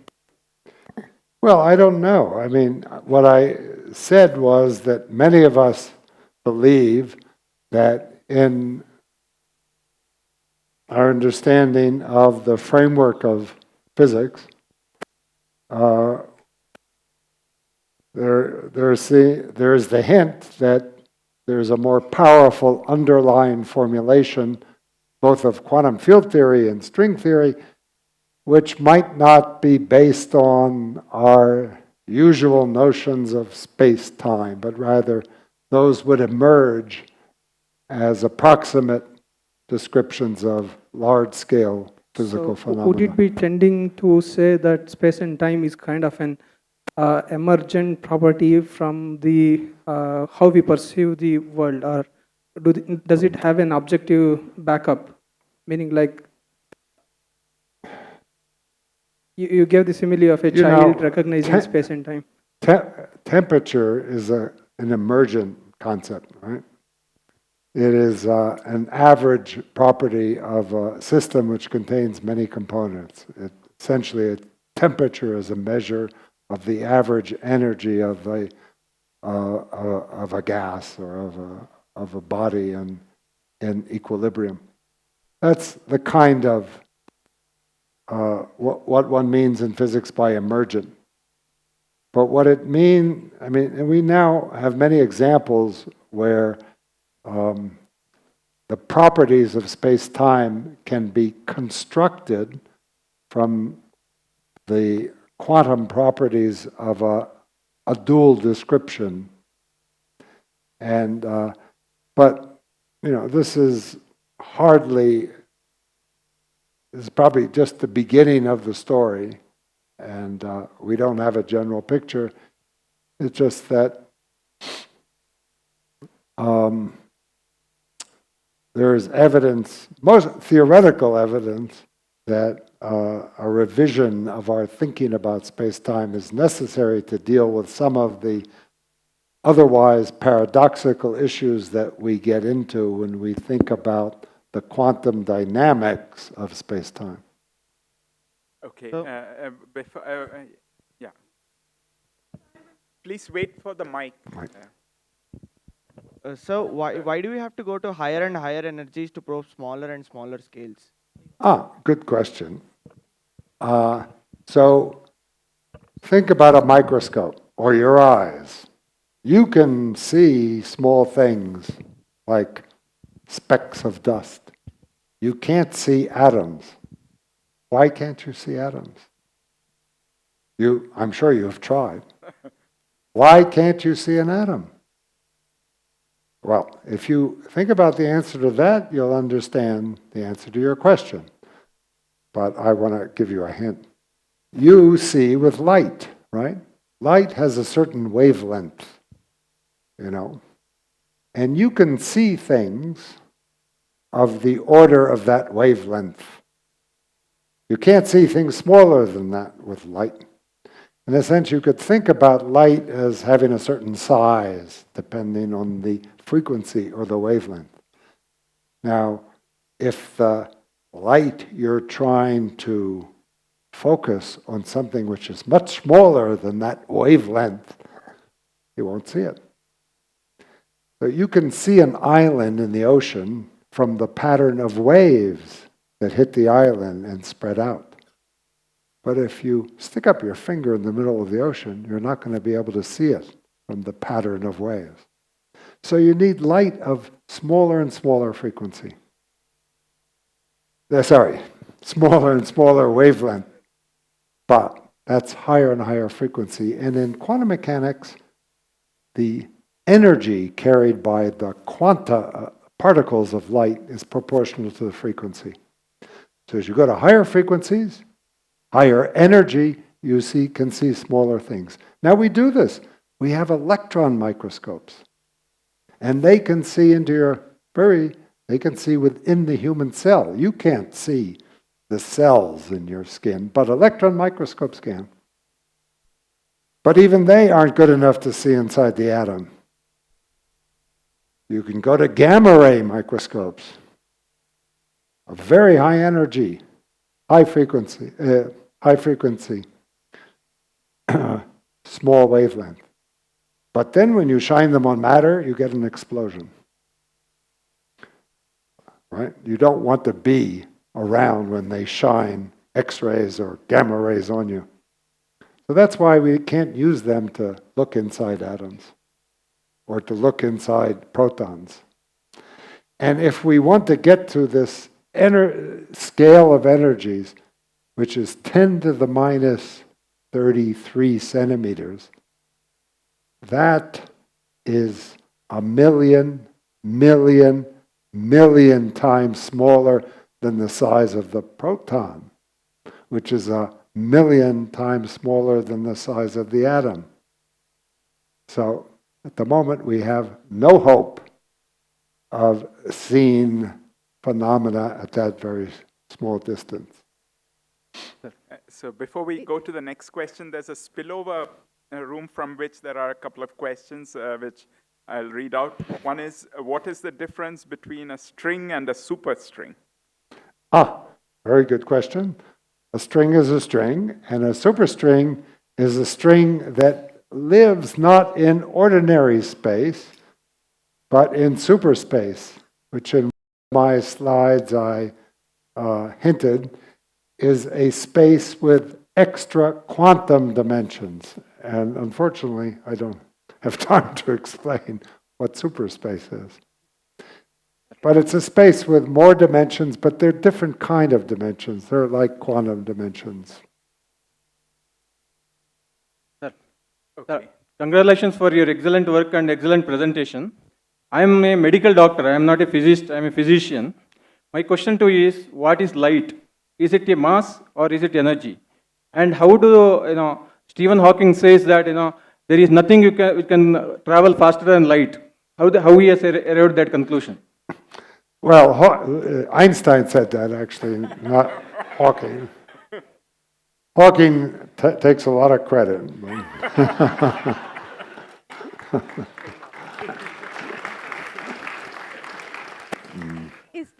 Is there an assumption? But you asked whether, so particles in nature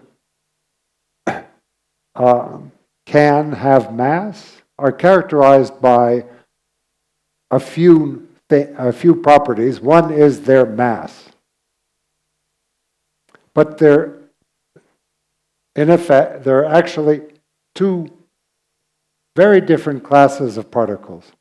There are particles which have a non-zero, a mass, a finite mass, like quarks, electrons,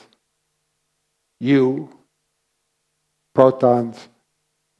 And if you have a mass, then you can be brought to rest, or in some frame, you're brought to rest, and you're just there. Your energy is just embodied in your mass, mc squared. And if you supply energy, we can get you moving. It would take an infinite amount of energy to get you moving at the speed of light. And that's why Einstein says no massive particle can move faster than the speed of light. Then there's another class of particles, which include the photon, the quanta of light. Light can be thought of as a wave or a particle. In quantum mechanics, these are dual descriptions. They're both good. Sometimes use one, sometimes use the other, depending on what you're trying to understand or describe. Massless particles that have no mass, like photons, the quanta of electromagnetism, of the electromagnetic field, or gluons that hold the quarks together, those are also massless, and they move with the speed of light, by definition. And they cannot be brought to rest. That was what got Einstein going. He said, what would happen if I moved with the speed of light? And I looked at what would light look like? And he realized that there's no way of describing light at rest. And in his theory of special relativity, there's no way of making light come to rest.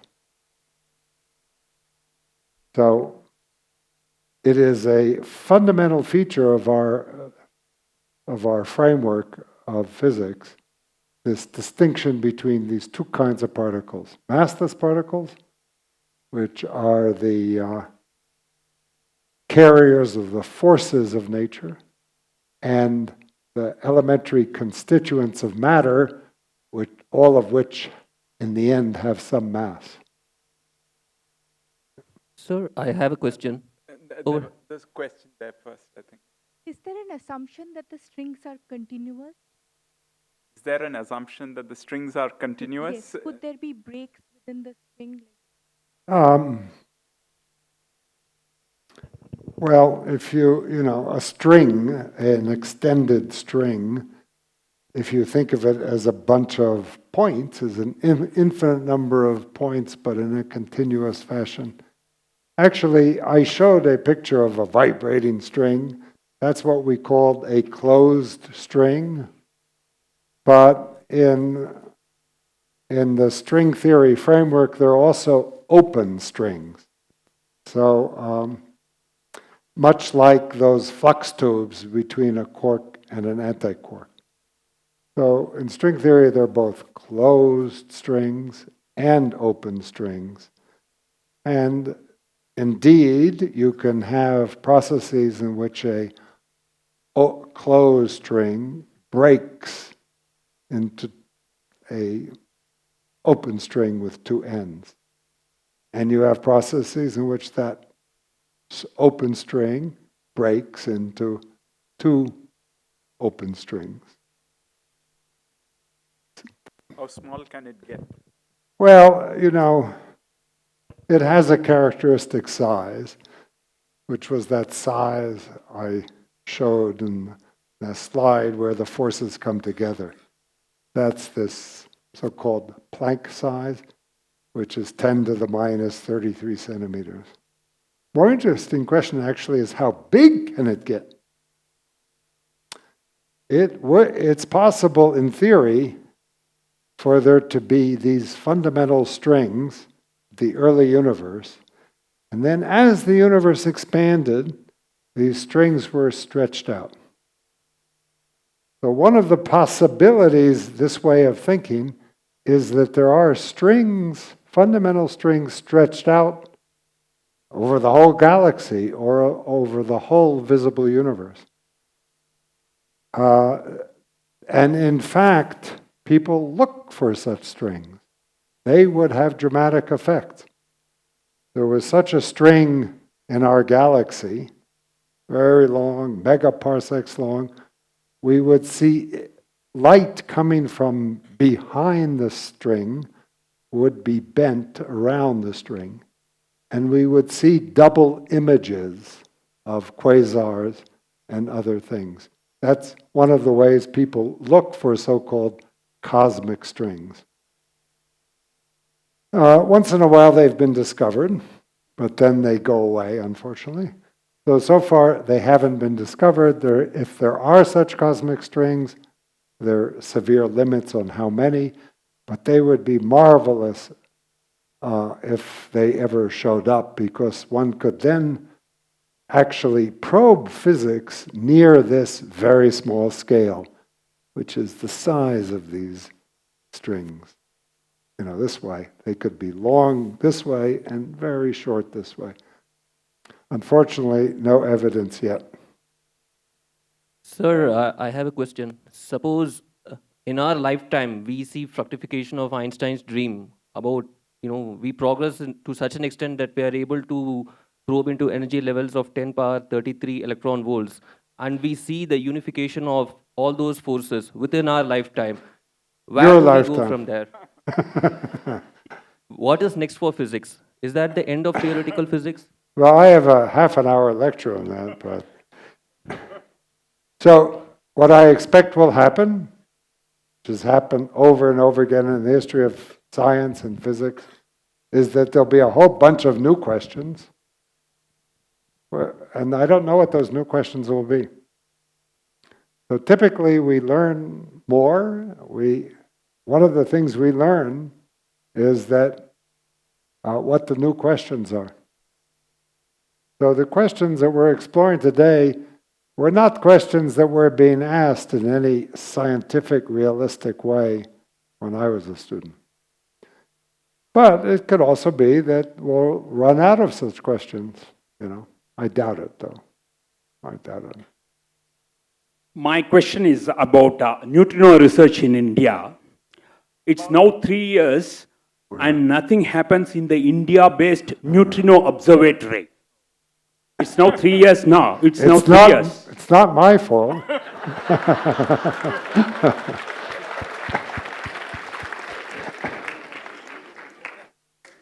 So it's also actually some of your fault, because the obvious people whose fault it is work for you, and you elect them and influence them. But it's really very sad. The INO was a wonderful chance for India to build a world-class neutrino observatory and beat the world in measuring the properties of neutrinos. And science is a very competitive field, and if you if you let politics and bureaucracy stop you in your tracks, somebody else will do it first. So it's sad. Hello, sir. Actually, me and my friend here, we are working on energy to matter conversion, small models of that. So, since you are expert in QCD field, what do you suggest? Which part of QCD should we look? I'm not, I'm not sure what you mean, energy to matter conversion. Since we know E equal to mc square, energy, Yeah. like matter can be converted to energy. Indeed. Energy should also be Sorry, converted to matter. matter and antimatter, you can use, energy is conserved, but there's transfer of energy from different parts of a system to other parts. That's the basis of most of our technology is extracting energy from one source or another. QCD, so far doesn't add very much. We know a lot, even before QCD, about nuclear physics. Nuclear physics is one way of extracting energy from nuclei, nuclear fission. And in principle, QCD might allow you to perfect our control of nuclear processes, but at the moment, sort of much cruder nuclear physics is sufficient. Thank you, sir. It's like saying, nuclear. Sure, you can find it on the internet. Everything is there. No, but the world community, if it doesn't want it, is that sad? Isn't that sad? Yeah, we shouldn't let television take over our lives. Right. So, yeah. But by the way, if you're interested, there's the Nobel Prize organization, the Nobel Foundation, has a fantastic website with all of these things present. You can get onto it from your any computer, phone. Hello, sir. So that's the last question. I'm sorry, we are very late already. So this is the last question we'll take from up there. I would like to know what is actually light in terms of string theory. Well, so the string vibrates, and each, like a violin string, right? If you pluck a violin string, there's a vibration, there's a fundamental note and overtones. And the same thing with the superstring. If it vibrates, each vibrational mode, way it vibrates, can be thought of as an elementary particle. The lowest, the most fundamental modes are associated in the superstring with massless particles. So at the fundamental level, one vibrational mode of the string would be a quantum of light, a photon. Another vibration would be a quantum of the chromodynamic field, a gluon. That's how light emerges in that particular way of describing string theory.